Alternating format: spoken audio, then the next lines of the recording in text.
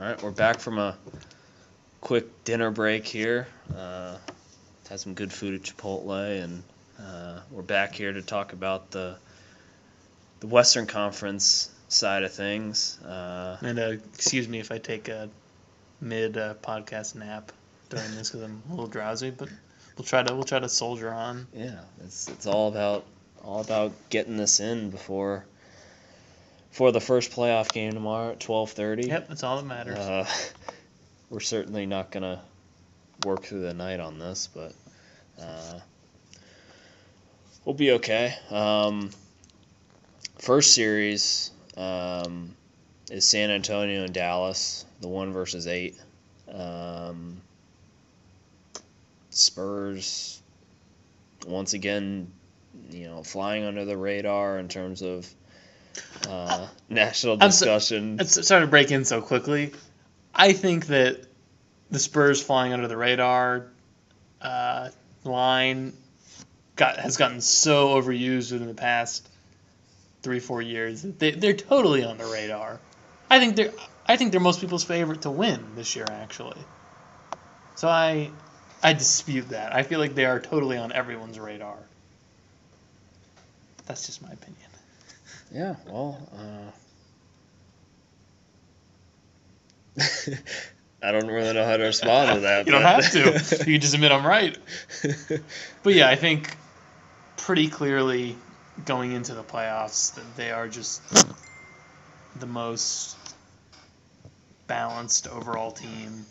Well, let's just say, they had the best regular season record. Well, of course. In the league. Duncan has somehow once again remained super productive. Yes. It's really like I put less emphasis on the coach than most people. Austin knows this well, but Popovich is just a master of managing minutes, and not just for Duncan. You look at Parker, and especially Ginobili. They really have to be careful with the guys. But then they found guys like Patty Mills and Bellinelli was a brilliant pickup for them. But yeah, they just know how to find guys for the right price and manage guys so that they get a lot more out of them than most teams. That's why I think both of us agree that they're far and away the best franchise of the last 15 years. I don't think there's any one that's even close. Mm-hmm. You could look maybe the entire history of the NBA. They rival, at this point, some of the Celtics or Laker dynasties just because of how sustained their successes have been. Even when they don't win or reach the finals, you can count on them to be a top, at worst, 4 seed every year, which is just remarkable. Mm-hmm. Yeah, I'd say the only thing Pop isn't good at is giving halftime interviews. Yeah, I think he's good at that too, because his are the funniest. Yeah, true. I'd rather listen to him than Spoelstra talk about how it's a process and they take every game one at a time. Yeah. I love Spoelstra, but he'll let you know what's on his mind and very direct and to the point. And, but yeah, I don't think there's any argument here that San Antonio is going to win this series.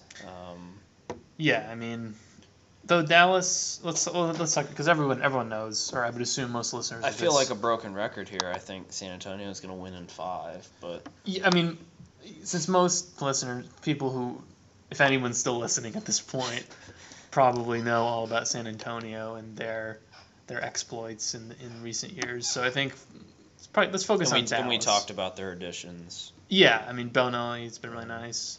Mills has been great. Patty Mills isn't an addition, but he's in his own. In an expanded role. Right. But yeah, as for Dallas, it's pretty impressive that they even made it into. They had to really finish strong to even make it into the playoffs with how difficult the competition was, and obviously, and just the stunning development this season was the fact that Phoenix, who was the team looking to sneak into the playoffs, won 47 games. They would have been. Yeah, they would have been a 5 seed, at worst in the East, and they don't make the playoffs in the West. I mean, yeah. I mean, we both know the conference strength. It's cyclical and it swings back and forth, but it seems like the cycle has been favoring the West for quite a while now. It seems like that, and yeah. it's never been more evident than this season. I mean, it's just it's ridiculous To have 2 teams in the playoffs from the East under 500 is. I mean, you could argue, and I probably would argue Or is that. it just one? Is it just one? Well, Minnesota's 2 games under, but you can make the argument, and I probably would. No, for the East. What? Oh, under. Just one. Just Atlanta. one. But you can make the argument that the teams that were competing for the 8th seed at the end of the season, Memphis, Dallas, Phoenix, and Minnesota, are all equal, if not better, than the 3 seed in the East, the Raptors. Which is just that in my memory of watching the NBA, that's never happened before. Yeah, I agree with you. I mean, I think it's been, or at least it seemed like that the West has been dominant in terms of records. Really, since Kobe and Shaq, the three-peat, I think ever since then. I mean, obviously the East dominated the late '80s and through the '90s with, well, first the Bad Boy Pistons and then obviously Jordan's teams. But yeah, it always seems like the 7 and 8 seeds in the West have clear better records over the 7 and 8 seeds in the East. Yeah, well, this year especially, it's ridiculous. Yeah, this year it's kind of exaggerated this year, but yeah. But the Mavericks, they have, I mean, they're obviously their biggest addition was Ellis and Monte Ellis. Yeah, Monte Ellis, and while he does give you scoring, I've never really been a fan of his, only because he does it so inefficiently. I mean, for a guy who shoots almost 3 threes per game, he shoots 33% from 3, which is just abysmal. And I'm actually surprised he shoots that few. Yeah, threes. it seemed like more to me, but he doesn't. He takes 15, almost 16 shots a game. And it's not like he justifies himself as a defensive player, because he's poor defensively for the minutes he plays. If you look at all the metrics of it, he's just not up to par. But then they still obviously have Dirk, who's still playing in near, or at least. You say a drop off in points, he's still averaging almost 22 a game. Yeah, no. I mean, he's still playing, not quite his peak form, but he's still. Well, because of how they've managed him and reduced his workload in the past couple of years, I think that's what's kept him able to keep going. And there are older guys than him. I mean, Duncan's 2 years older than him, so it's not unbelievable that he's still producing at this level. But I think the biggest reason for why they're competing for the spot is Calderon's play, because he's definitely been a nice addition. Because really, they haven't really had solid point guard play since Kidd left, or Kidd. Well, he went to the Knicks first, but since he left there after their championship season. But yeah, that's been pretty important. Mm-hmm. As well as Devin Harris making his return. It's been Shane Larkin, draft pick from University of Miami. Missed some time earlier in the season, but he's kind of that guy that can come in for 10 or 12 minutes and give them some is able to handle the offense and things of that nature. I mean, and Marion is still the Matrix. Still producing at a reasonable level. Despite, though, I think he takes a couple too many threes. I could hold off on that. Although he shoots a higher percentage than Monte Ellis, so Hey. it's just unbelievable, actually, to me. Yeah. Vince Carter, Vinsanity is He's still 37, but he played in 81 games. Yeah, I mean, and if you looked at his past couple seasons before this, he looked done. Yep. And it's been nice to see him continue to contribute to a playoff team. Mm-hmm. If I'm correct, I don't think he's won an NBA championship, has he? No. Yeah. He was on. I mean, obviously this year isn't much better for him, but I mean, in terms of winning that championship, but no, I mean they're not gonna. We've already said they have no chance in the series. But I mean it's nice that he's at least getting some more playoff games in before his career's over. Mm-hmm. But yeah, I mean this series is kind of no contest. I mean, Spurs, they're top 7 offensively and defensively. I think they're top 3 defensively. You see a sweep here? Or 5 games? We could. I think the Spurs will. I think they'll. Of all the series, do you see a sweep anywhere? I mean, you see Indiana. This one is the most likely. Yeah. Well. Indiana, Atlanta. Well, because Indiana's been playing poorly lately, I'll pick this one as the most likely for a sweep. Although it doesn't really matter either way. Yeah. I mean, I can. You can make the argument. I can see Popovich sitting. If they go up 3-0, I could see him sitting Duncan, Parker, and Ginobili. Like I could see him doing that in a playoff game. Well, we've seen teams sweep, and then they come into the next series. I don't know what the term is. Not ready to play because they've had so much time off. I remember the Cavs did that. Mm-hmm. In LeBron's last couple years. Yeah. They just came into the next series. Just not in a groove like the other teams were after having played 5 and 6 game series. Yeah, I don't know if Popovich will consider that as a valid factor. I think it'll just be. No, he's not going to try to lose games to. No, not lose purposely, but I could see Duncan playing like 12 if they're up 3-0 in the series. I don't think Duncan's playing more than 15-20 minutes because there's kind of no reason to. They don't really need full strength. They have enough depth, obviously with Leonard, who's stepped in as sort of almost an equal of their big three, really as sort of the successor to that, and he's been really nice for them. Yeah, because I mentioned Ginobili in the previous podcast. His stats have obviously declined drastically. 34% from 3. Not 35. 35. Yeah, I mean he's seen better days, but he is 36. But we know what kind of player he can be. Sure. And he's gotten a lot of rest this season. He's not playing near the number of minutes that he did. Games, I mean, look at the Spurs. 23 minutes. They don't have a guy who plays 30 minutes a game. Right. I mean, that's how they're just so balanced. Mm-hmm. Yeah, and Pop has been. That's what he does. I love how we're calling him Pop, like we're San Antonio radio host. I think everybody. I think sort of calling him now. No, but Pop's not been afraid to do that. I mean, if it's kind of like a back-to-back thing, he'll sit Duncan or Parker. To the league's ire. Yeah. If they've complained about it. And but that's his. I mean. It's proven. First of all, it's better for the league product in the end if he rests his best guys so that they're ready for the important games. Yep.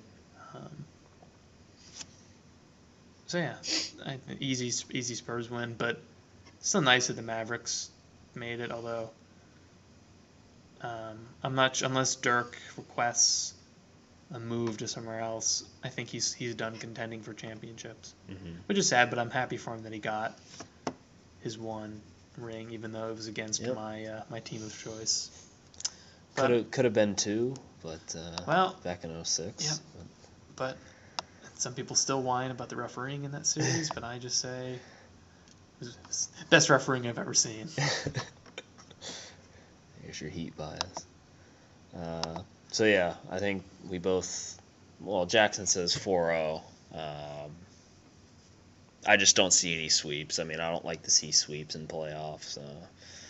It doesn't matter either way. Yeah, I mean, San Antonio's going to win They're this gonna series. win easily. They're going to win this series in 4 or 5. It's not like Memphis where they can make the game. The series they lost to Memphis as a 1, where just Memphis has just if it's a low scoring game, strange things can happen in series. It's much more likely that strange things happen in a low scoring series.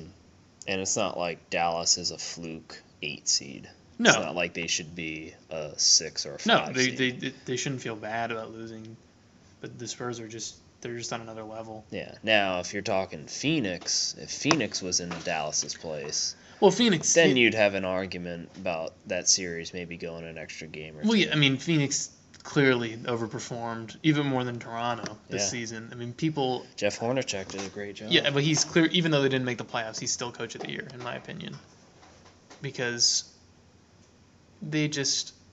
people had them in last place in the conference in preseason's standings.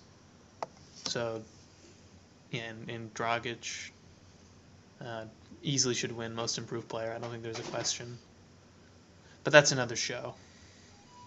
Moving on to the next series, Oklahoma City and Memphis, or a matchup of last year's Western Conference semifinals. Probably an intriguing series.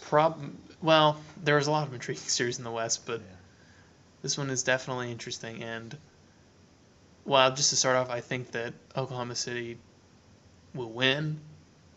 Memphis just has they have the guys that give teams that play in the style that Oklahoma City plays. They have the guys that give them trouble. Unfortunately, I kind of referenced Wichita State in this year's NCAA tournament drawing Kentucky in the second round. I mean, this is probably of all the teams that they potentially could have played, Dallas, Phoenix, throw in Minnesota or Memphis. I think this is the team that they feared the most. I totally agree with you. I mean, Memphis, if they had, you could argue for being the 2 seed, them to have to face Memphis is kind of. But that just shows the strength of the West. Well, and it also is Memphis. If they weren't missing Gasol for a good portion of the year, would be a higher seed. Right. But I mean, if you look at their level of play since he's come back, he's so key to their defensive capabilities. I mean, he's He's reigning Defensive Player of the Year. And if you just watch them play, just the way he affects the other team's interior offenses, there's a clear difference when he's in there. But yeah, with Oklahoma City, obviously Durant is the clear-cut MVP this season, which surprises me to say, but averaging 32 points a game. Yeah, he's just on. Honestly, I didn't think he was averaging This that many. is the best season he's ever had by far, and I think that that's been adequately discussed. So I think everyone. I'm going to say it's going to be as close to a unanimous MVP vote. I'm actually shocked he's averaging 32. I didn't realize he was averaging that. Yeah, I mean, better than Jordan in some of his MVP years. And then he's also... Look at his field goal percentage. 50%. Yeah. Yeah, I mean, for a jump shooter, that's incredible. And he's also improved quite a bit defensively. I mean, earlier in his career, he was known for being caught by screens and not being physical enough on defense. But he's come a long way defensively as well. So yeah, he's totally the deserving MVP, which I would not have said the last couple of years, but this year he certainly earned it. Yeah, I mean, you can make the argument last season, but I think last year was as clear cut as this year. LeBron. Yeah, it was the same difference between them, but it's obviously reversed this year. Memphis, just recently, it was announced that backup point guard Nicolaithis was breaking news. Will be. You heard it here first. Was no. was it's going to be suspended 20 games. Violating the league's drug policy. Shocking. Now is he suspended for the playoffs? Does that start now? Yeah, It starts now. My theory is he was probably smuggling in some contraband hair growth cream. Because I mean, if you don't know what he looks like, look him up. He's at 24. He's lost a lot of his hair. Yeah, but the worst thing is he leaves some of it on, so he looks like a 50-year-old man. Yeah. But that's beside the point. But yeah, they won't have him, and he's been a nice contributor for them. His first year in the NBA after leaving University of Florida after his sophomore year and playing in Greece and Russia for a few seasons. So it looks like, well, who's going to step in? Jamal Franklin, but they obviously have very, very capable starting point guard play with Conley. No, Jared Bayless will come in. Yeah, replace him. But Conley is having the best season of his career.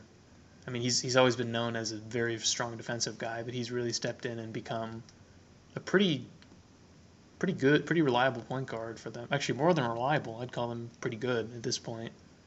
Where in the past I wouldn't have said that offensively, but yeah, I'd put him definitely top 10 in the league point guard wise. Yeah, I mean, that's not being that generous to him, but sure. Yeah.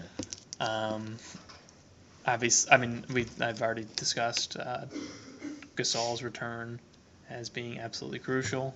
Zach Randolph just kind of continuing to be. I don't know if you'd want to call him underrated or. Memphis. I feel like he's adequately recognized now. Yeah. At 32. But yeah, the combination. He's certainly had his off the court issues, and on the court issues, but. But it seems like Memphis did a lot of good for him. And yeah, the combination of him and Gasol defensively in the interior is probably the best duo in the league, I would say. Mm-hmm.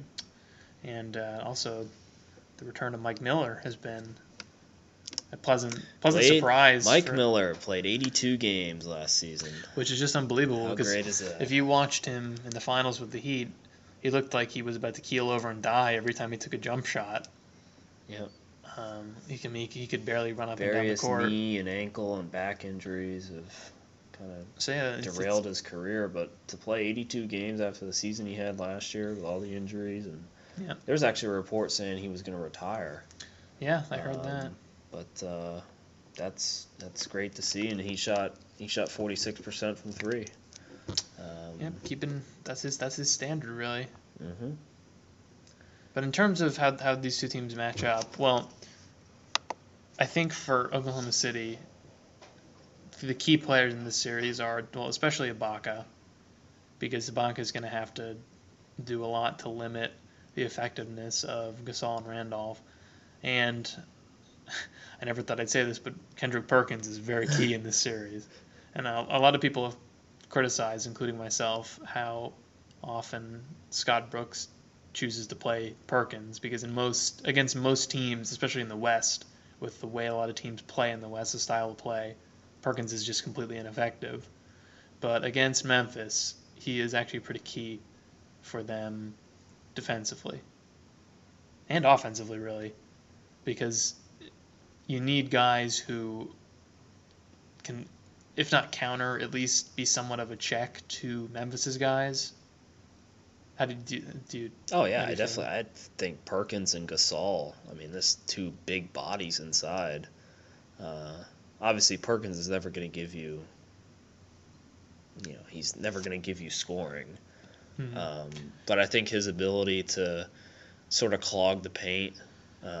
You need someone to get Gasol and Randolph, either just keep them sort of occupied, or get them in foul trouble for Westbrook to be able to penetrate. Mm-hmm. And I mean, I think Westbrook is capable of doing that even without Perkins and Ibaka doing that, but I think they'll be much more successful if they're able to establish some sort of interior.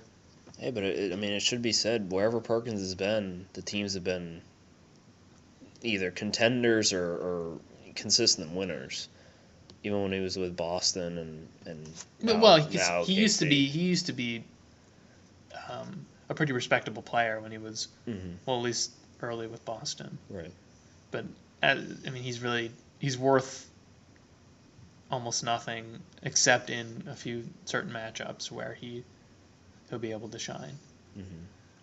But yeah, obviously Westbrook's health is crucial. I mean, look what happened when Westbrook was injured in the playoffs last year. It didn't turn out very well for OKC against this very team. He had, while Westbrook was out with his ACL at the beginning of the year, and then he rested kind of in the middle of the season with his knee. You had the signing of Caron Butler. Yeah. From Milwaukee. He's been nice for them. I mean, nothing like his Miami Heat days, but he's a veteran. Yeah, and Jeremy Lamb was able to get some minutes. Reggie Jackson is, only his second or third year is having averaged 13 points, four assists. Although I think we'd be remiss to not bring up, like, can you imagine if this team still had Harden? Mm-hmm. I mean, look at what they got for him. They got Jeremy Lamb and Kevin Martin, who's no longer with the team. Right. So you could. So Dallas pretty much, or Houston pretty much gave up nothing. And I guess they also got in return the ability to sign Ibaka to a max contract. Mm-hmm. But I think that most people would agree that you would much rather have Harden than Ibaka, even though, yes, Harden does play a similar role to Westbrook, and they have their hand. They both, in order to play to their style, have to have their hands on the ball a lot. But just looking how great Harden has been and how much he's flourished with Houston, I think it was a horrible mistake, and pretty hilarious considering I think Oklahoma City's GM won GM of the year, like the year of or the year before they made that move. It just seems like it's sort of lingering over them. Mm-hmm. Because I think that they would be the number one seed in these playoffs if they still had Harden. For sure. Just the level he's performing now. Can you imagine? That's a frightening trio. Durant, Westbrook, and Harden for sure. But they're still very good and easily capable of making the finals. The thing about the Thunder, Baca's 24, Westbrook and Durant 25. Yeah, that's the amazing thing. So, while Ibaka is not the type of scoring machine that Harden is, he's still averaging 15. And he's an exciting defensive player for sure. He's a good defender. Block shots he's a good defender. I wouldn't call him great. He's not on the level of, let's say, a Marc Gasol or a Dwight Howard, but he's a very effective defender. They're really, considering what they got in return, they're missing Harden at this point. And we'll get to how that's impacted Houston. It's later on, but I think we're in agreement that Oklahoma City will win this series. Oh, yeah, we haven't given our predictions. But I think this series will go of all the series we've gone through so far, this is the one that I could see going 7. Yeah. It could. I think Oklahoma City's going to win. Mm-hmm. I think the other factor you got to play into it is, say what you want, but I think teams that lost to certain teams in the playoffs before, they take that into consideration, and you can't tell me that Oklahoma City just has a little bit more, just a little bit more to play for against Memphis since they lost to them last playoffs, even though Westbrook was out. Yeah. Do you really think they'll play harder than they would against another team? Well, they'll be more prepared. They'll be more prepared for them. What is the record? I think they're 3-1 this season, the season series. Thunder lead the series 3-1. Yeah, but those most of those were close games, and Right. clearly, And plus, I mean, Westbrook was out, so yeah. And I also think, yeah, Memphis does match up relatively favorably, but I think it'll go 6 games. Because Durant has just been inhumanly good. you were gonna say something about Westbrook's importance. Yeah, well, I mean, Team. there are people out there who just clearly just don't understand sports who say that Westbrook detracts from the team's success, which really that doesn't even deserve to be addressed. Um, but yeah, the fact is, Reggie Jackson is nice, but I mean, look at what Westbrook provides for you, and yeah, he turns the ball over a little bit, but it's kind of overstated how much that his turnover amount is overstated, and just what he creates and the shots he creates for certain players, like Ibaka, for example, wouldn't be putting up the offensive numbers he's putting up without Westbrook distributing the ball, and then it's also taking into account how good of a defensive player Westbrook is. I mean, it's absurd. Anyone who says that they're better off without him. I mean, just look at the playoffs last year. Just doesn't know basketball. Yeah, and I've heard a lot of people make that argument, which I guess they're recent NBA fans. Or they're Westbrook haters. I guess so. But yeah, I see Oklahoma City winning this, and I'm gonna say 6 games. Yeah, I mean, could go. It's gonna be a competitive series. Definitely one to keep tabs on. So Yeah, I mean, could I guess go 7, but I don't know. I just think Durant's level of play. Although, I mean, Memphis has been playing pretty great as of late. So I'm going to say a tenuous 6, but 7 is definitely possible. All right, well. To a series that was kind of dealt a blow when Andrew Bogut was announced that he wasn't going to be able to play. Yeah. Still should be a very entertaining series. Definitely high scoring. Just because of the team's style of play. High scoring, and then there's been a little bit of contentious moments on the court. Well, yeah, I mean, with Klay Thompson's recent comments about Griffin. Griffin calling him a bull in a china shop. Yeah. I mean, and Golden State plays the way that Mark Jackson, their coach, used to play. Hard nosed and just play with a lot of passion and you try to find me a better shooting team, from 3. You got Klay Thompson, Stephen Curry. Oh, it's not even close. But this series. Well, the problem is when the news came out that Bogut wasn't going to be playing in the series, my first thought was that Golden State is just going to have no answers to the Griffin-DeAndre Jordan combination.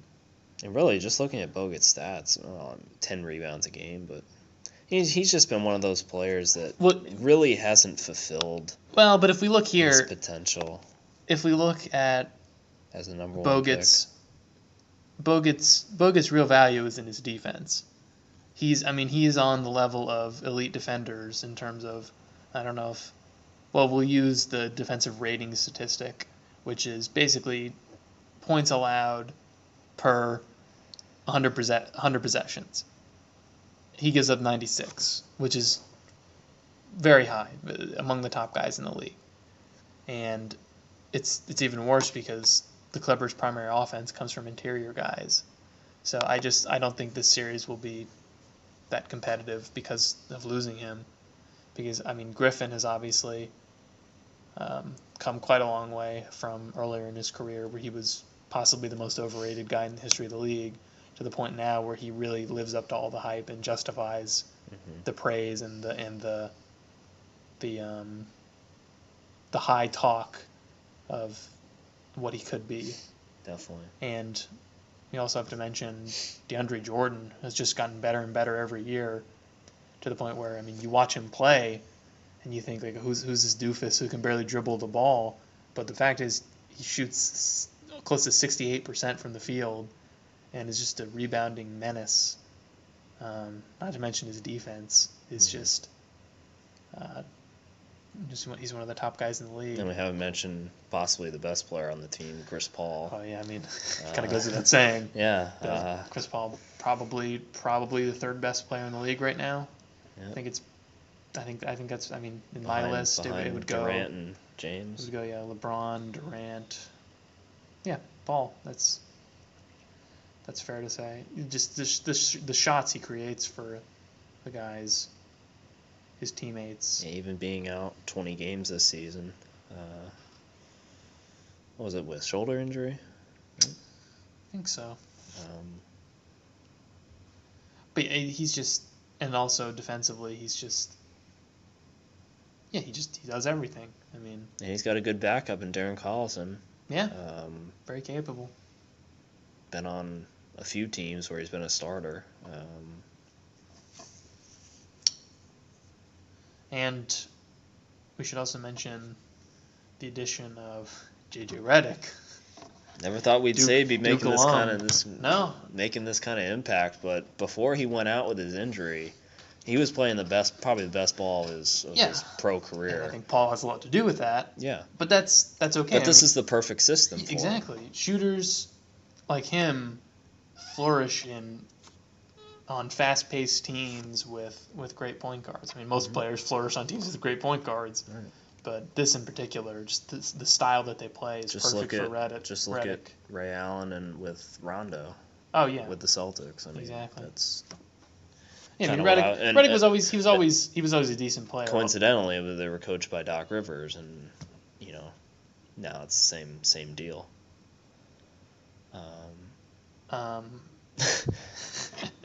No, I was thinking of Redick's airball layup clip. That's really always what I'll know him for. But, he's even though he's one of the best college players of all time. He's still airball the layup.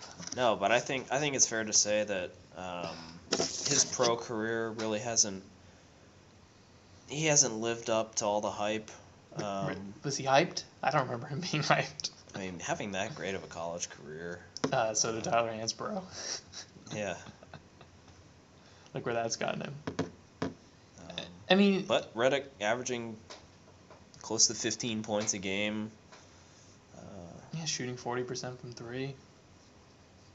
I mean, defensively, not exactly the strongest guy, but the Clippers are an offensive-focused team, and they have Jordan to take care of defense for them, as well as guys like Jared Dudley, who's been a nice contributor for them. Three-point marksman.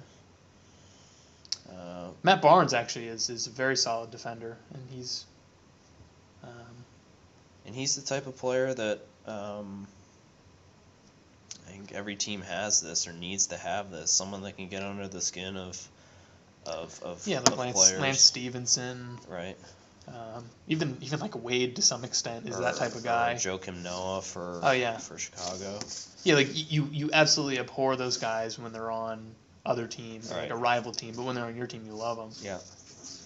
And, I mean, the Clippers have been a unique team this season where they've picked up guys mid-season. Yeah, they've really been doing that the past few seasons, actually, if you think about it. Glenn Big Baby, Davis. He's had his issues with Doc. Being Hito Turkoglu. I mean, who knew he was still alive? Danny Granger. I mean, obviously isn't the same player he used to be, but any sort of contribution can be helpful and useful, and just to ease the workload on some of these guys. Because I mean, you look at the Clippers have three guys averaging over 35 minutes a game, which really does take a toll. I mean, remember the Spurs didn't have a guy averaging over 30 minutes per game, and that balance of the minutes really does favor, and that's what the Spurs have had playoff success for so long, because their minutes are rationed so well. And not that that's Doc Rivers' fault, because really it's by necessity that Griffin, Jordan, and Paul have to play that much. But it's definitely something to think about in the playoffs. I mean, Jamal Crawford, Yeah. Sixth Man of the Year. He embodies that role. Yeah. Guy can come in and averaging almost 19 a game. I mean, he's always kind of been that scoring machine off the bench. Excellent free throw shooter. Yep. Really, besides Jordan, they're a pretty solid team free throw shooting, but he just drags it down. 42%. That's what a lot of pundits are saying might be their demise is Jordan's free throw. The fact that Rivers might have to take him out in a close game situation. Yeah, that could definitely hurt them a little bit. But I think Doc is, I think he's more than capable of managing that and making sure that teams can't just play hack a Jordan at the end of games. Although we did see in the playoffs, was it last year or 2 years ago, that strategy used on Omer Asik. Yeah. Sheik. For Chicago. And that. Well, no, even when he was on Houston, they used that on him. Well, he still is on Houston. Yeah, no, but I mean last year when he was playing a lot more minutes. Yeah. But anyway, I think we both agree that because the loss of Bogut. Well, actually, we should talk a little about Golden State because, and honestly, the guy they deserve our Curry and Klay Thompson get a ton of attention, but I think Iguodala has consistently been one of the most undervalued guys in the league. Mm-hmm. Actually, his stats are down this season. But, yeah, well, he's been banged up. He's been hobbled, but I mean defensively, he and Bogut kind of carry them defensively. Mm-hmm. Oh, Curry is better than his reputation because he's, at least in people I've talked to, he's sort of gotten a reputation as an offense-only guy. He's actually a decent defender. But yeah, Iguodala and Bogut really are the mainstays for them defensively. David Lee. Yeah. I mean, just continuously solid production. I mean, I say the same thing every season. He will consistently give you. I mean, this season he's giving you 18 a game, 9 rebounds, but it seems to be the norm. I mean, he is actually a guy, an undersized kind of power forward that just brings it. He is a guy that under the radar is actually fair to say about. Mm-hmm. Because he is, to me, he's easily a top 30 player in the 30 player in the league. But you would almost never heard him brought up in conversation with especially casual fans. Mm-hmm. But yeah, they have a lot of really good scorers, but defensively now they're just without Bogut, they're just not going to be very good. I mean, they're below average defensively anyway.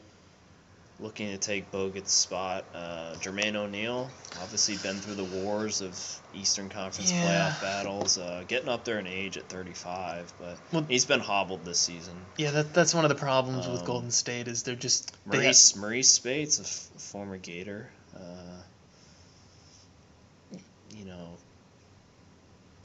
he's a big... yeah, that's all you can say. He's a big body, obviously doesn't have the type of girth that...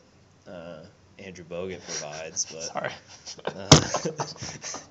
That's just anyway. Yeah, I mean, Golden State has a great starting lineup, but they just have no depth or no reliable depth. The addition of Steve Blake, I really didn't understand that. Yeah, it's not like they're wanting at that position. Yeah. A little bit of a weird move. Draymond Green, loved him in college. Just one of those players that, in the pros, I really wasn't sure what his role was going to be, but he's just sort of a big basher. Yeah, he's 6'6", but he plays like he's 7 foot. I mean, I should have mentioned him as another guy defensively that they'll rely on. Although he just doesn't play the amount of minutes to affect the game. Right. As much. Definitely an energy guy and someone that can be a difference maker. Yeah, but I just think in this series, the Clippers will just be too much. Mm-hmm. The tandem of Jordan and Griffin. Harrison Barnes as well, just someone that really wasn't sure how his leaving North Carolina. I really wasn't sure how his pro career was, because he really didn't have the best of freshman seasons. No. And he hasn't been great in the NBA either, let's be honest. But he's found a place, he's though. a solid... And he's only 21. Right. So there's time to develop. Right. He's a solid, giving you 28 minutes a game, 9.5 points. Needs to improve his shooting, obviously, 39% from the field, but 40% from the field. But no, I mean, he's someone. I mean, he's got some good size for the small forward position. So, but yeah, I think in terms of the overall picture of this series, I'm tempted to say Clippers in 5, based on. And I love Golden State. It's going to be high scoring. Let's just put that out clearly, there for sure. Every game will be over. I'm going to say the winner will score over 107 every game. That's completely arbitrary, but I like it. It sounds like a good number to me. Yeah, I definitely think both teams are going to score over 95 each game. Oh, over 100, no question, I think. But yeah, I think they just don't have answers anymore. They don't have a defensive answer. I mean, I guess they might have to rely on even guys like Iguodala to be their bigger defenders in this. And I don't think you're going to get much out of Jermaine O'Neal or Murray Spates. I mean, it's a little bit too tough of a task to ask of them. Now with Bogut, different story. I'm not saying they'd win the series, but I think if Bogut were playing in this series, it'd be much more likely to go 7 games. I'd still pick the Clippers because the Clippers are playing on a very high level, but it'd certainly be a lot more competitive, I think. We could be dead wrong, but I just that was my gut feeling when I saw that news. Yeah, I say Clippers in 6. I actually think Golden State's going to win both games at home. I mean to begin after the 2 games in LA. I think they're going to win both games at home. So at worst, it's going to be 2-2, going back to LA for Game 5. I don't know. Something tells me that because Golden State has a lot of guys that I just have a feeling about that are going to step up when the time comes. I just get that vibe. I don't know. Yeah, we'll see. Definitely with Curry and Thompson and Lee. I mean, those guys are going to show up. I mean, well, Lee's been prone to injury, so I mean who knows? He was out last postseason, wasn't he? Yeah. He got injured in the first game. Yeah. Yeah, we'll see. It'll be entertaining, regardless of how many games it goes. If you're a fan of offense, tune into this series for sure. So yeah, I mean Jackson says Clippers in 5. I say Clippers in 6. So it's gonna be one of those series that obviously one of the more intriguing. It would have been more intriguing had Bogut been healthy. But still, I mean I don't think I am, but I might be overvaluing his impact a little bit. But it's just in the matchup of these two teams, I don't see how they're going to counter what LA has. I mean, I hope this series goes 7. I hope most of the series goes 7, just because I want to see a lot of good basketball. But that's the way I feel about this one. All right, so it's one more series to go, and probably the most interesting series. Portland making a return to the playoff picture. I think their last playoff series win was, I want to say, like 2000. They played Dallas that one year, right? And I want to say that their star guys, or their big guys, were Rasheed Wallace, Bonzi Wells, Darius Miles, Damon Stoudemire. So yeah, it's been quite a while for them, and they definitely have gotten some pretty poor luck of late with the whole Odin and Roy situations, but they've drafted well and definitely had a resurgence. And the problem is they're running into a powerhouse in Houston. No, 4-2. What were you saying? Their last? I said their last playoff series win Okay. was 2000. Yeah, the last playoff appearance. No, they made they made the playoffs. 2010, 2011. Yeah, no, that was the series where like Roy came back for one game and willed them to victory. Yeah. Yeah, I mean Terry Stotts deserves a lot of credit, getting back in the NBA and just kind of like Dwayne Casey, just finally having some luck go their way, and Portland's just got one of those kind of motley crew of NBA players. I mean, you know Aldridge, you know Lillard, but other than that, I mean, they got a lot of consistent guys. Well, certainly not guys who in past years you would have thought of as being parts of really good teams, but Batum has been really nice for them. He's contributed quite a bit. Wes Matthews is, oh, yeah. I mean, once again, he's consistent, playing 82 games a year. Yep, and Robin Lopez, in my opinion, is one of the most underrated players in the league. 3 players started in all 82 games. 4 players started in all 82 games for the Blazers. See, it's that while we've been praising their starters, the problem with Portland is just their benches.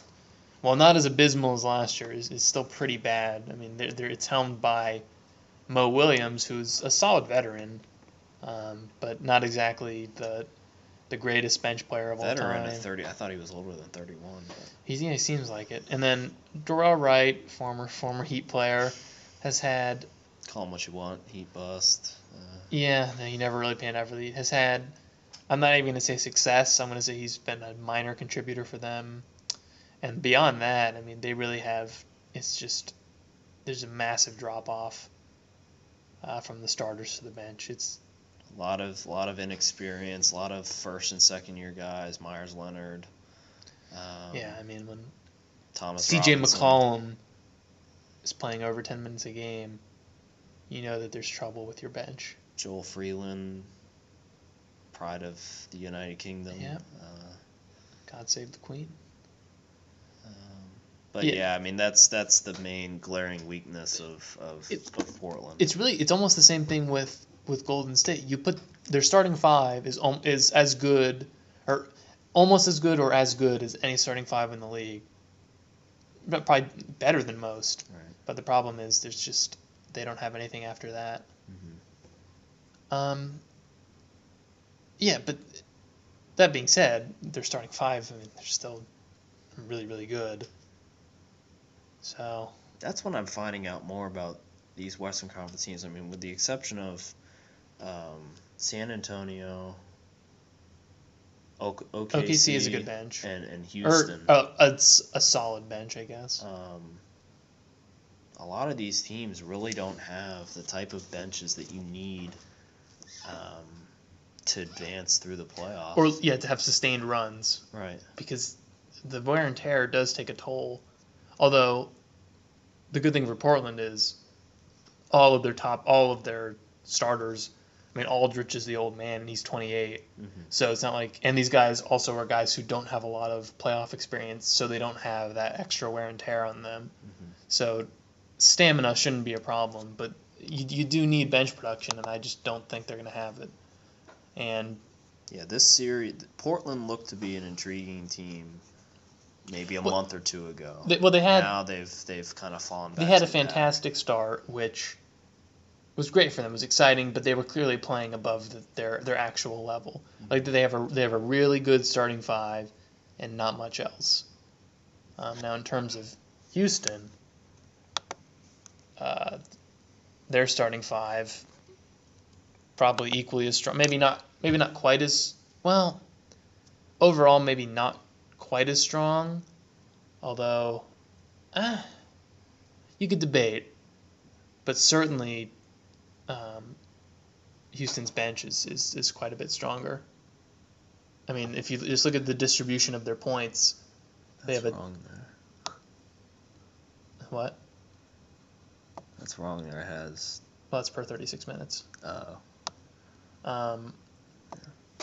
The distribution of their points is much more balanced, and they have guys like, Lim, as a bench player, is strong. They have Ashik as a solid backup center. Caspi, is that how you say it? He's Israeli, right? Mm-hmm. The Israeli sensation has been a solid contributor. Actually, 2 Israelis in this. In these playoffs. And yeah, they just have more reliable guys over Aaron Brooks, although has not played as much as he had in the past. Still a reliable contributor. They don't have a total drop off. Right. And then we haven't even mentioned their starters. I mean, obviously Howard. Terrence Jones has been a real bright spot this season. Yeah. Last season, kind of just didn't look ready for the NBA after leaving after his sophomore year from Kentucky, but actually spent some time in the D League last season. But I mean, this year he's started 71 games, averaging 12, 7 rebounds a game. He's really coming to his own. Patrick Beverley was playing in Europe. No offense to European basketball. Oh, we're going to offend all of our European audience. But we know the NBA is obviously the top league in the world. He's a guy who was not thought of much before this year. Right. He left. Actually, former Heat sort of cast off. Mm-hmm. He left Arkansas early. For who? Actually, God knows why. Actually, there was some issues, some troubles. So he got out of there. But he's turned himself into an NBA starter and really is a quality player. Yeah, and then we haven't even mentioned their 3. And I mean, obviously Parsons is not quite their equal, but he certainly is a complete steal where he was picked up in the draft. Was it late first or early second? I want to say he was 30.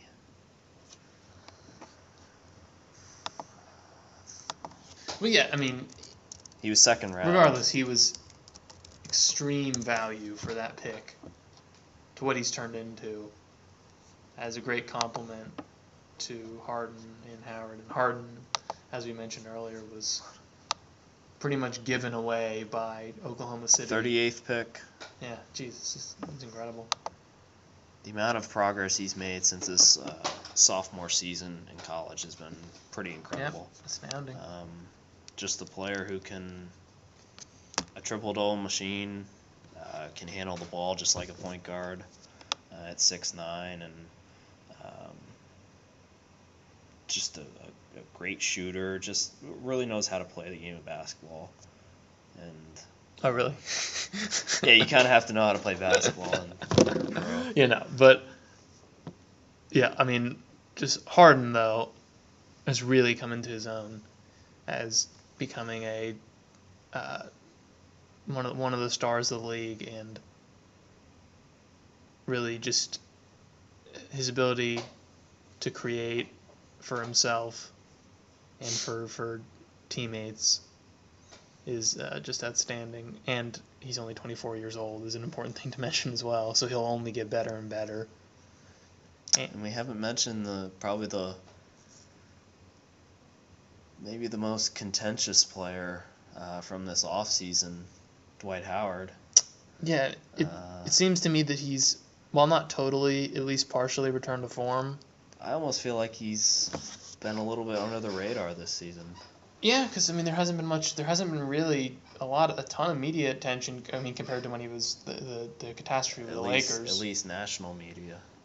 But yeah, he's had to work his way back from injury, and that's why back injury has curtailed his progress this season. People who were doubting him last season, I mean he was clearly hobbled. But last season I think he was just out of his element.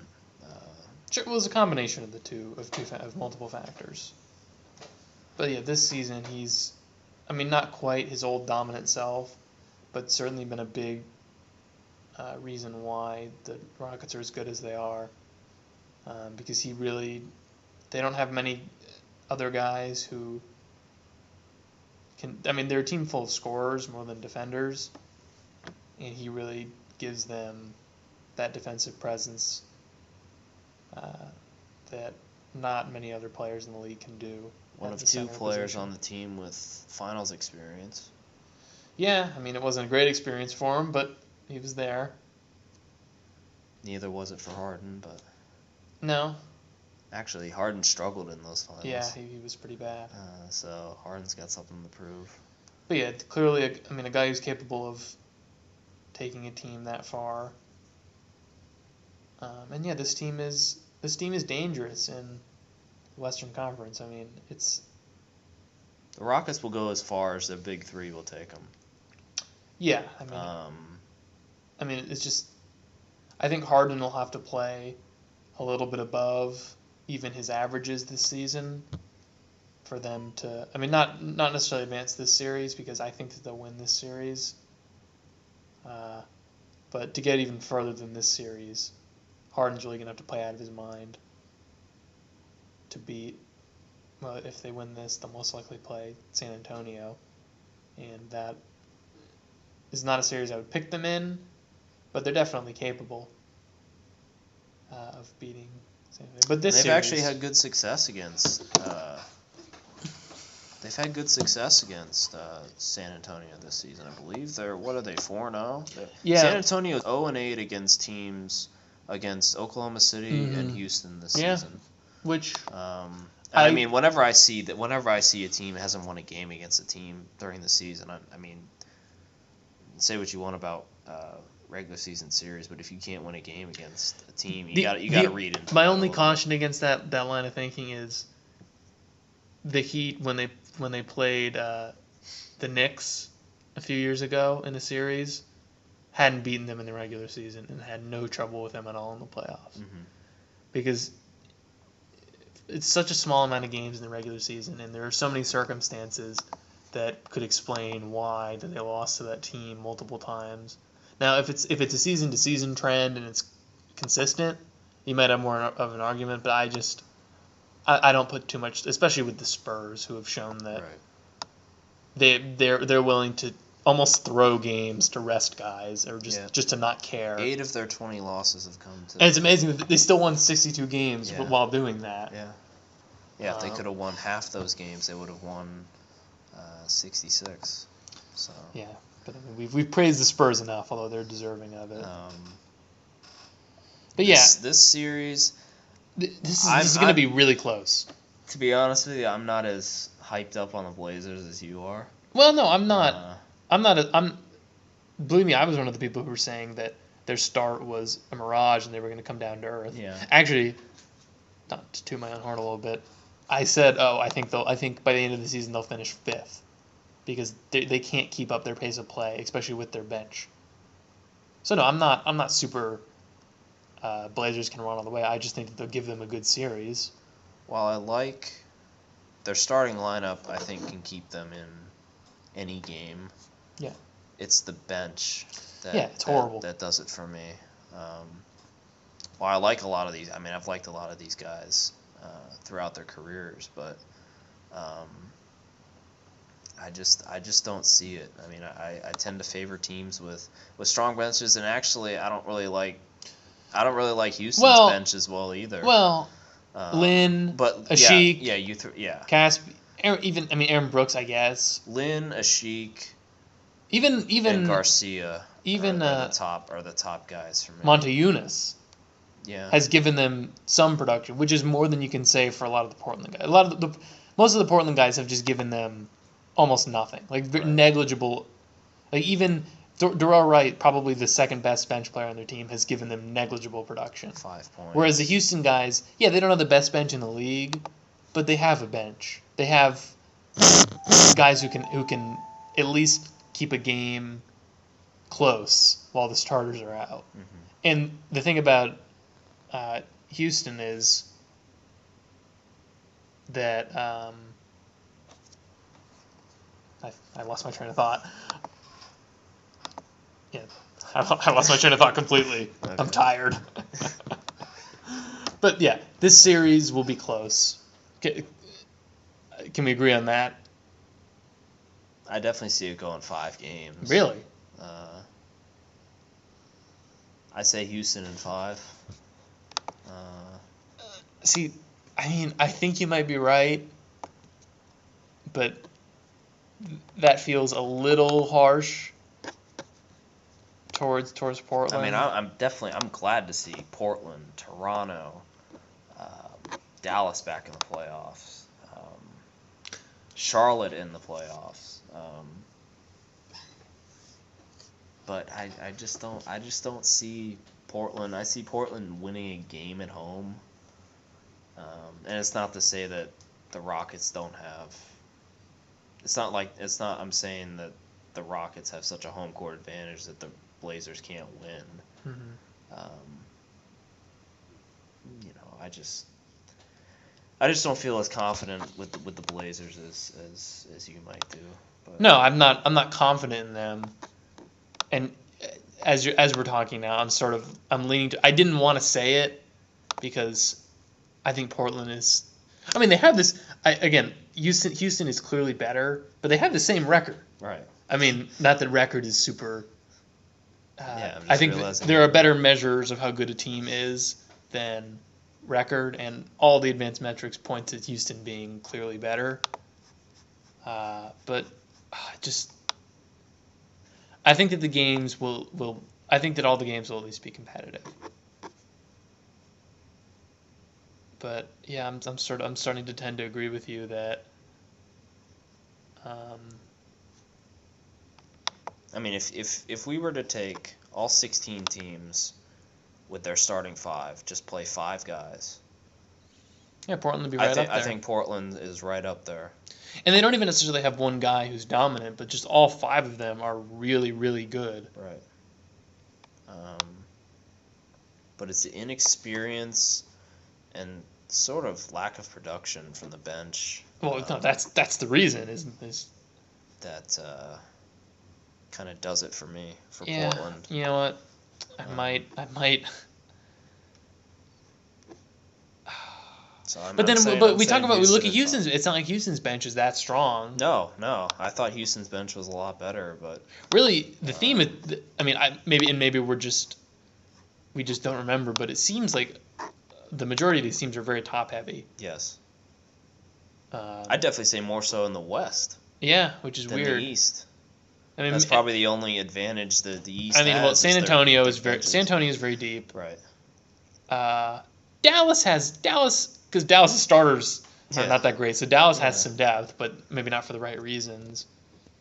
OKC. Yeah, although I definitely think in the West. Let's look at the West. I like the Clippers bench the best.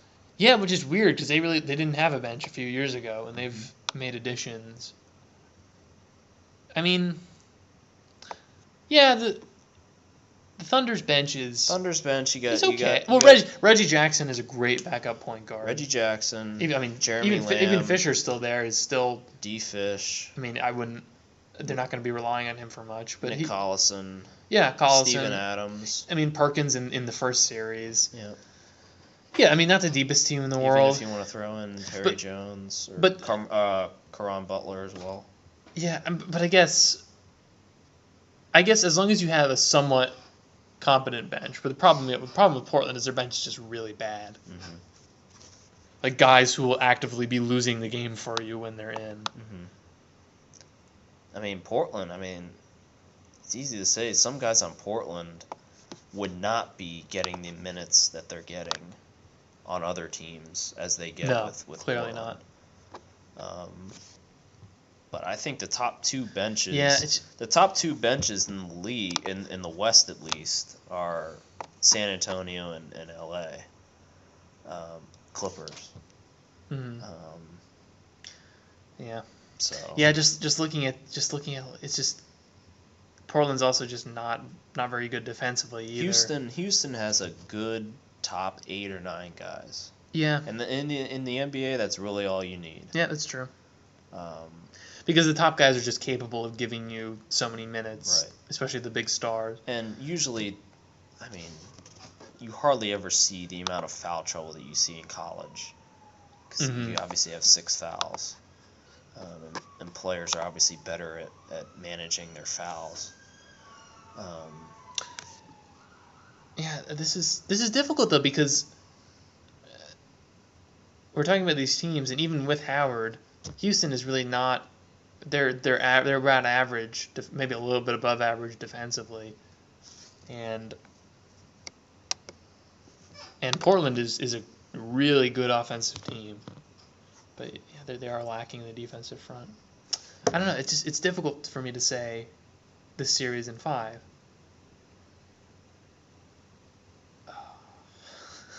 I mean, give me Harden in 2-3 years, and I think easily, because the way he's improving season to season, because I think we're just seeing the start of his ability. Well, he's finally out of the shadow of Westbrook and Durant. And I think there was a little bit of adjustment to that role. But yeah, man, I might agree with you actually that this series will be over in 5. Houston in 5. Which is so weird that a lot of these Western series are ending, or that we have them ending so quickly, because they're good series and they're between really good teams. Yeah, I feel like some teams got.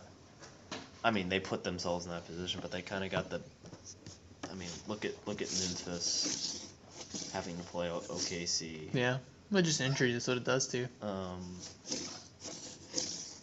The Warriors taking on the Clippers without Bogut. Those are 2 teams that, in the preseason were being discussed as possible threats to OKC and San Antonio, or LA Clippers. Well, I think. Houston iffy, but I think the top 4 teams in the West are all legit threats to make the finals. Right. That's what makes the West. It's very interesting because you don't usually see that. It's usually the top 2. Right. And like sometimes not even that. Sometimes just one. Yeah. But Houston, it's a little bit more tenuous because their depth is okay, but also while they've got nice starter production.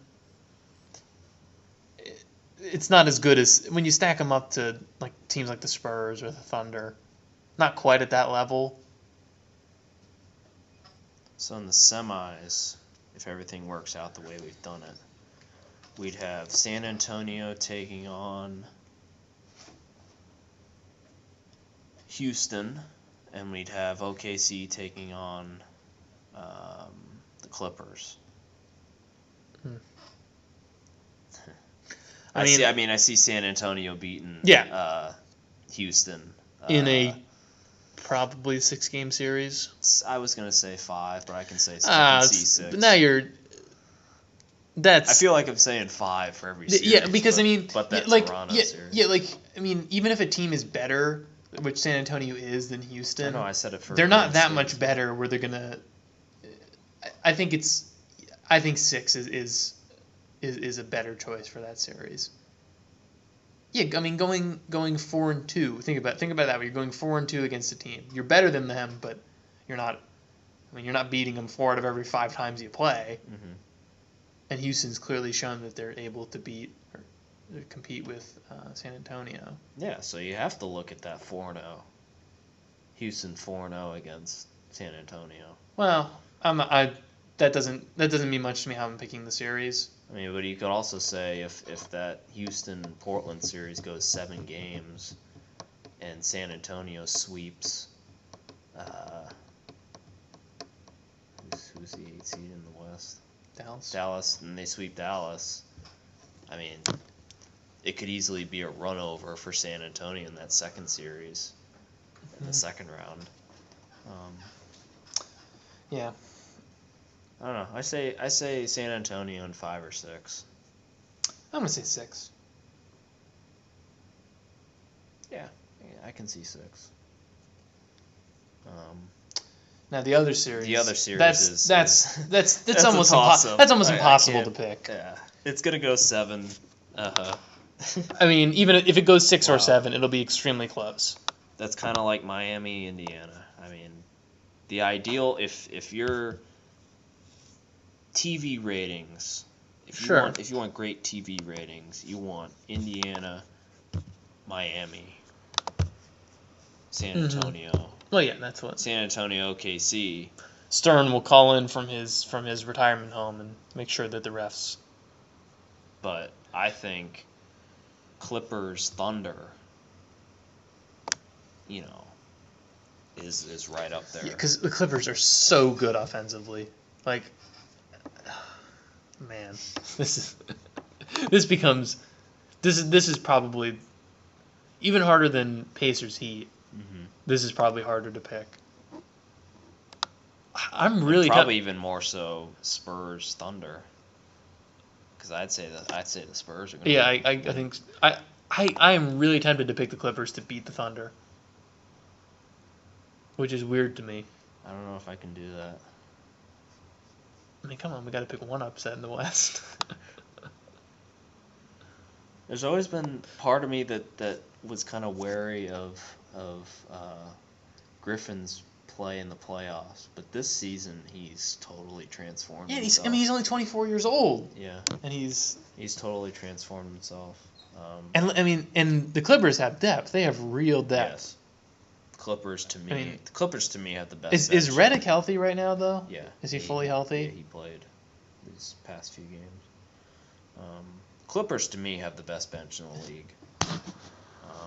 I have to think about that, but well, let's see just at the playoff teams. Brooklyn's got a nice bench. Yeah. The Heat last year had a pretty good bench. Actually, remember the Heat's bench the first year of the Big Three? One of the worst benches in NBA history. Eric Dampier, Dampier, whatever it was pronounced, legend, Juwan Howard. They had a bunch of just Mike Bibby, Jamal McGlure, Mike Bibby even more hobbled than Mike Miller. Mike Miller was pretty bad the first year too. James Jones.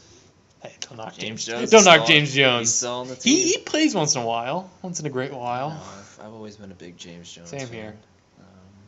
Him and Haslam are kind of the homeboys. I was just saying, last year the Heat had a good bench. This year, because of Allen and losing Miller, not as strong, but still. Well, Cole is a pretty respectable backup point guard. Definitely. He's up there with Reggie Evans, I think, in terms of production. Reggie Jackson? Yeah. What did I say? He's Reggie Evans. Reggie Evans can't play point guard. Reggie Evans, I believe he's on Sacramento. I got traded. Yeah, he's definitely traded. I'm looking at the Pacers bench. Yeah, the Pacers bench, in theory, if you look at, you say, hey, we have Evan Turner and Luis Scola coming off our bench, and you say, oh, wow, those are pretty solid guys, but those guys have not panned out at all. We discussed this earlier. George Hill, he starts. That was a few years ago he was on the bench. Yeah, their bench is... C.J. Watson. Yeah. I mean, gives them a lot of scoring. Yeah, actually, their bench is pretty bad, actually. And it kind of has been for the past couple of years. But it's kind of their starting 5 that... Yeah, but they have... You can make a case they have the best starting 5 in the league, but... You can make a case, Clippers. But not a very strong one.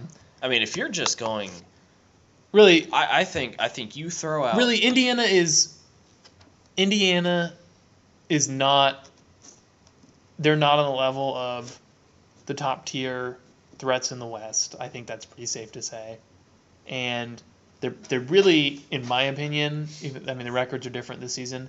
In my opinion, though, they're not on the level of Miami. It's just they have a guy who really... And they play the style that just gives them problems. I think if you just you throw out team names and records, I think if you just look at rosters, I think the Clippers have the best roster in the league. if you're just looking at That's San Antonio. if you're just looking at from top to bottom, just the type of the names that they have. Well, I mean names. I mean, yeah. No, but I'm not. Well, I'm not picking. I'm not picking the Clippers to beat the Thunder. An interesting debate would be best starting five because there's a ton of teams. You can make the case for. Mm-hmm. Well, no, I mean I think it's Miami. Yeah, it's Miami. Yeah. What am I saying? There's no debate. Say what you want. Well, who are you gonna? Over those three guys, Chalmers, and then fifth. I guess the fifth guy is kind of a liability a lot of the time. Let's just do top three players. Oh, then there's no question. Really, you're gonna? How can you make an argument there? I'm thinking about Bosch and Wade. Are you kidding? Are we saying Wade's healthy? Well, there's healthy Wade. You can't. That is not. To me, that's a non-argument. Well, let's look at Wade this season. Let's look at Wade. What about Chicago with Rose healthy? No. You got Rose, Noah, and Dang when he was on their team. Really? Come on. That's competition. I'm not saying. No, that's not even close. There's other. What about? You might as well. What about L.A. with Jordan? Well, yeah, Griffin, that you can Paul. you could make an argument. Or the Pacers, Hibbert. No, Hibbert's not one of the three best players. It's George, Stevenson, and West are the three best players. I wouldn't consider Indiana. Well, I mean it's a good top three, but it's not on the level. The only way you'd be able to find out was if they actually played 3-on-3 and played against. To me, that's Houston and this Houston, Parsons, Howard, and well, yeah, Harden. That's Parsons is a little bit of a drop off from, but yeah, no, that's fair. But I'd take. I mean, come on, Wade. Even healthy Wade is still a top 15 player in the league. Look at any. Well, here let's find him.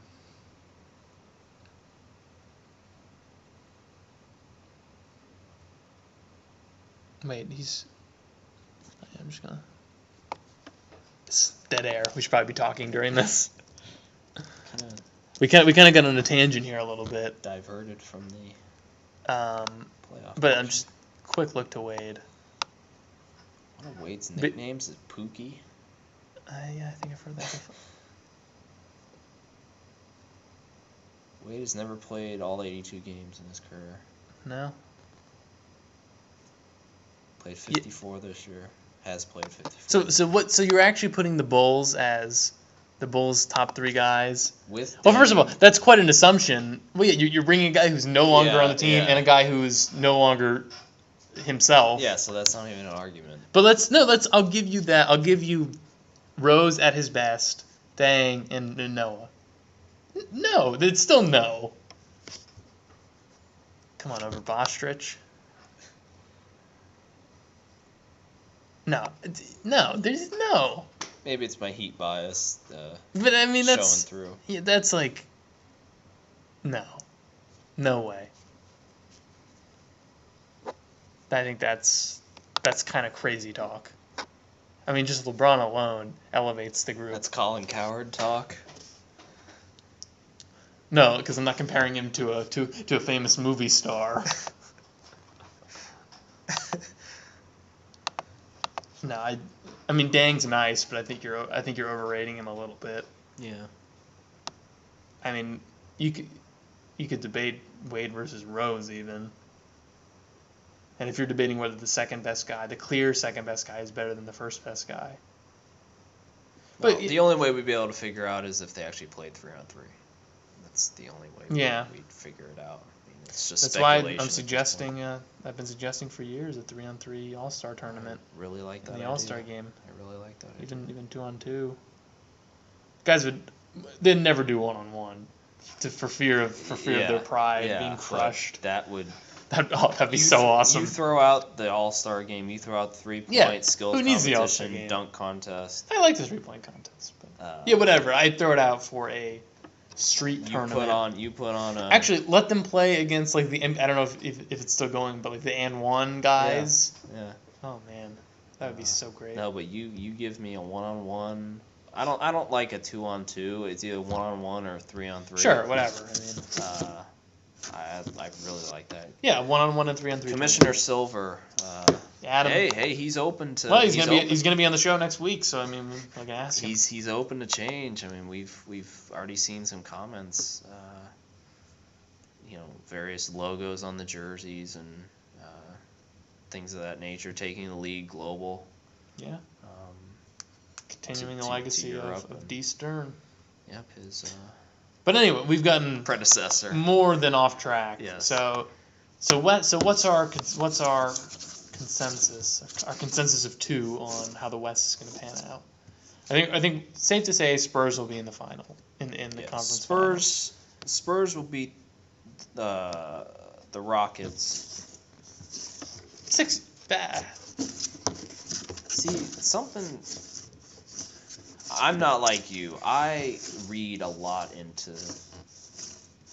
regular season records. Well, if you did, then you'd pick Houston.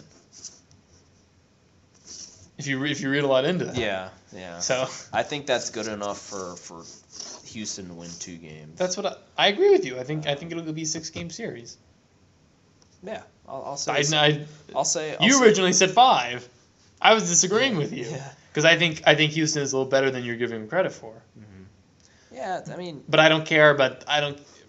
We've seen time and time again that regular season record against teams means little to nothing. Mm-hmm. Yeah, I say San Antonio in 6. OKC in LA.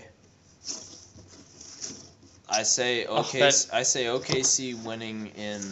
That's so difficult. I say OKC winning in 6. Not 7. I say them. Any particular reason? No, man.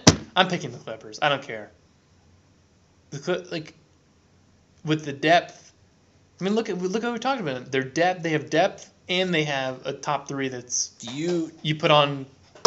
I've gotten. How much do you put on experience and past playoff success? How much weight do you put on that? Well, it's an indicator that the guys are good. Yeah. But I don't think that Griffin will like choke or anything like that. Mm-hmm.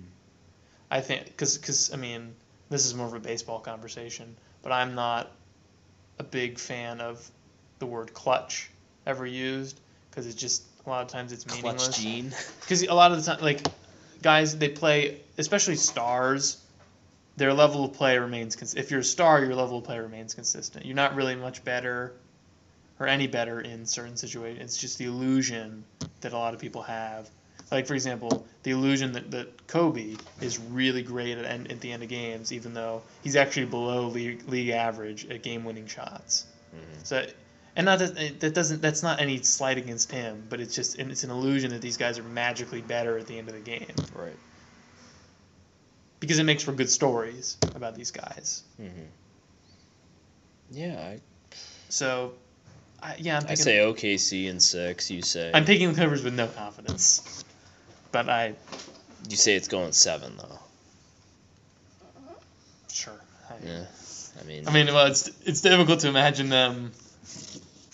Yeah, winning on the road in Game 7.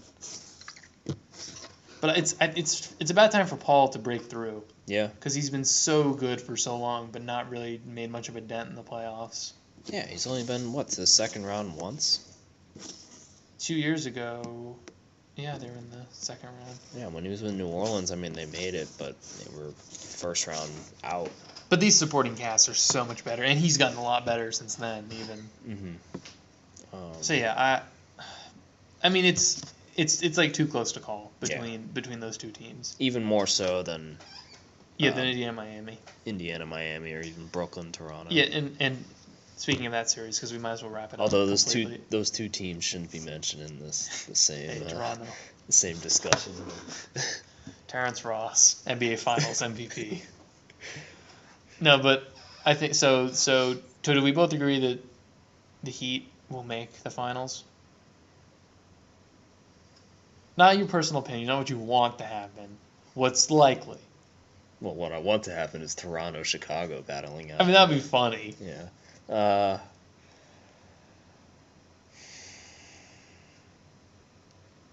In all honesty, I think Indiana is going to make the finals. Yeah. I mean, it's a fair opinion. I Let me give you my rationale. I just see it. Even though Stevenson has gotten a lot better and George has improved offensively, Hibbert has gotten worse. Yeah. And Hibbert is the key in that matchup against Miami. And in the last game that they played in the regular season, he did almost nothing. He was terrible. Yeah, Hibbert's had games where he's taken like 4 shots. Yeah, he's just. Yeah. And West is only getting older, so West he's been consistently good, but he's not like any better. And their benches are honestly about comparable. I just think, I mean, I read a lot into Indiana having home court advantage. Well, yeah, they're definitely, and they've proven themselves that they're able to win in Miami. Yeah. And play. But Miami's also won there. Yeah. I don't know. Yeah, it's extremely close, but I just think the Heat are slightly more likely to win. Once again, I see a lot like with Indiana and Miami and OKC and Memphis. I definitely see revenge being a major factor. I don't know. But explain that, though. Explain they're going to play better because it's a team they lost to, or they're just going to play with max effort because they want to reach the NBA Finals? Well, a little bit of both, but really, I definitely think Indiana more so. You really are going to say, "Hey guys, we lost to this team last year, so we better try harder because we didn't. It's not like we gave it everything we had last year." There's just that much. There's just that much more motivation for Indiana. Indiana offensive rating 23. See, that's but just defensive rating first. Yeah, well, yeah. I mean, no, I mean I think if George goes through one of those slumps that he had kind of these last few months, then Indiana might struggle against Chicago. But if he plays the way that he did in the playoffs and at the beginning of this season. It's gonna be. I mean, a lot depends on the health of Wade. But they say he's healthy, so let's assume he's healthy for the series, because I think it's the only fair way to. If you put any weight on LeBron being beat up, or him being tired, he's not human. Yeah, he's a cyborg. Of all the weight that's been put on his shoulders. I see that series going 7, but I see the Pacers winning. I don't know, but like I said, that's. We never mentioned Birdman when we were talking about Miami. Yeah, and he plays actually an important role. Oh, in that Indiana series. Well, yeah, especially against teams like Indiana. Indiana, he was the difference in them winning that series and not. I mean, did he miss a shot? There was one game where he didn't miss. And even against San Antonio, he hardly missed. He was better against Indiana. Yeah, you know what? I think I take the Heat's bench over Indiana's bench. Oh, for sure. Even with the guys who are not giving you what they used to. I'm not debating that. And I mean, if Odin gives you something, yeah. Jeez. I mean, the Heat's bench is obviously one of the best in the league. For sure. Probably a little above average, but I don't know if I'd go best in the league. But then again, yeah, we're looking at all these teams, and their benches leave a lot to be desired. Especially in the West, which is kind of perplexing. You know what? I guess the reason for that is there's so many teams now that the talent is just diluted more than it was in the past, where there were not as many expansion teams. I guess that's a good reason or explanation for that. So you have you have San Antonio, LA in the West Conference. Yeah, and I Finals. can't pick against San Antonio. Yeah. And honestly, I'm going to pick San Antonio over Miami in the finals, and I hate to say that. Mm-hmm. You hope you're wrong. Yeah, obviously, but they were so close last year, and Miami is worse than they were last year. Miami's at their peak, and San Antonio played probably.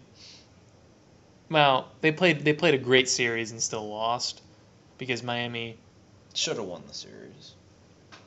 was San Antonio. Yeah. Well, it was Without Ray it was Allen's close, shot, they win but the series. but I think Miami was better last year than San Antonio was last year, even though the series was extremely close. Like because of guys like Allen and Battier and having Miller as another threat, they were just better. Yeah. And LeBron had a better season last year than he had this season. But no, I can't pick against San Antonio because of the way Leonard's developed. Because Duncan is still Duncan. Parker, Patty Mills. Yeah, I have to pick San Antonio to beat Miami. Yeah. I mean, and for me, San Antonio, Indiana, finals. I'm with you. I can't bet against. No, I can't bet against San Antonio. I actually think if that happens, that's going to be maybe a 5-game series. Yeah, no. With San San Antonio Antonio was just clearly better. I mean, honestly, well, let's. I actually wait, think, let's. I actually think Miami would present a greater challenge to San Antonio than Indiana would present. Well, let's rank. You know, just a quick exercise here. Let's rank the top 8 teams in the league. I think San Antonio clearly won. Would you put OKC second? I say OKC, LA, maybe / the Heat, although it's tough now. I wouldn't put the Heat second. No. As like a 2A, 2B, 2C. I think OKC okay. I think OKC. I'm gonna say OKC, LA, 2A, 2B, because they're just so close. Mm-hmm. So Houston or Miami's 4. Miami's better than Houston. Oh yeah. But it's just the health of guys, and I don't know. And this hurts to say, but it's kind of. And then, what are we on? 6th? 6th team. We had. Wait, Miami. We had San Antonio, Miami, Houston. We had San Antonio, OKC, LA, Miami, Houston. Then maybe Indiana. Well. Yeah. It's between Houston and Portland. Well, no, Houston's better than Indiana, in my opinion. Yeah. Portland, Indiana. Golden State when healthy. Yeah. With Bogut healthy. Look at it. The West is just so deep. It's just sick. Okay, Indiana is better than Golden State. I think that's being a little unfair to them. Yeah. Just because defensively they're top. They're easily the top team. Because you watch, Indiana is gonna make Atlanta look like. Well, Indiana's gonna make Atlanta look like a JV team. Any team in the West could make them. I said Indiana in 5, but I could definitely see a sweep. Well, none of those games being close. Oh no! You know what I think? They'll sweep. They'll sweep them. Why wouldn't they sweep them? Really, what's Atlanta gonna do? Who's gonna score for Atlanta? Yeah. Bring back Josh Smith. Although we agreed that it was Indiana in 5. Yeah. No, I mean but I'm saying that.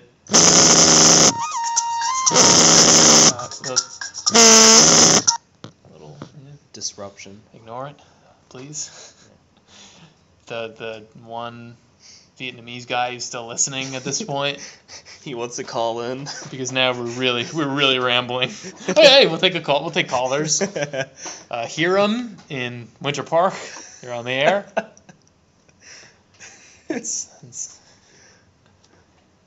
Yeah. Okay. So I have San Antonio over Miami in the finals. You have San Antonio over Indiana.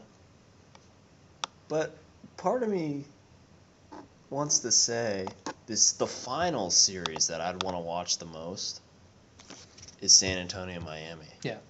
That's the one I want to watch the most. But I think Miami's going to lose to Indiana in the Eastern Conference Finals. Believe me, I'm not picking the Heat with much confidence against Indiana. Mm-hmm. But they're slightly more likely to beat them. So right. that's what I go with, because you can't, or for me, you can't try to find like little reasons. You have to go with the overall body of work. Take into account the matchup a little bit, but I don't know. I still think Miami will beat them, but with not much confidence. All right, so there's our predictions. Just to recap.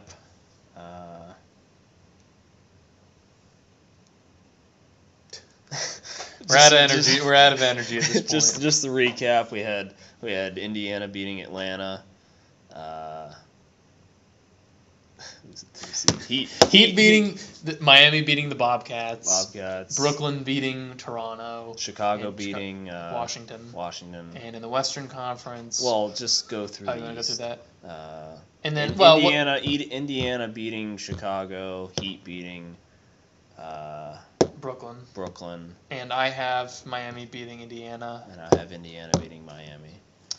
In the Western Conference. We got San Antonio beating Dallas. OKC beating Memphis.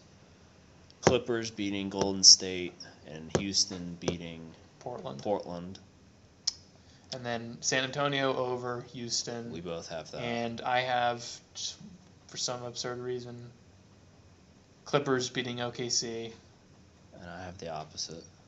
Which I feel so weird about. But and then we both have San Antonio reaching the finals and winning. So, thanks for sticking with us. If you've listened all the way throughout, and we hope our picks are correct to some extent, and hope we didn't ramble on too long. Yeah. Some little side tangents towards the end, maybe little loss of focus, but that's okay. Hope you enjoyed some of the humor. Hope there was some insight to be gained. Hopefully we didn't say anything that. Oh, I mean, we obviously said things that were stated before ad nauseum in the media and various sources, but we hope we gave you some added insight into some of the players we think can make differences and things of that nature. So yeah, we're gonna sign off now, and looking forward to 2 months of NBA playoffs. So, but that topic is for another time, and who knows? Maybe a wrap-up show after wrap-up show after the playoffs are after. When Toronto defeats Dallas in the greatest finals we've ever seen. Yes, and Canada will get their first NBA champion. So yeah, it'll be exciting to see. Don't think that'll happen this year, but anything can happen. Yeah, I'd like to see it happen. All right, for us and Meehan and Jackson Pellingra, signing off for now, and hope all your teams do well. Thanks.